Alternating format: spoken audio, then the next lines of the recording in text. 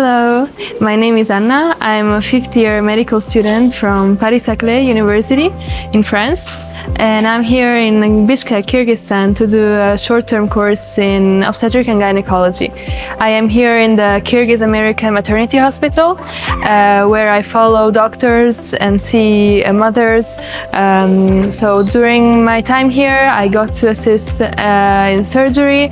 I got to see cesarean deliveries. I got to clamp umbilical cords. The doctors also let me very kindly suture skins after the procedure.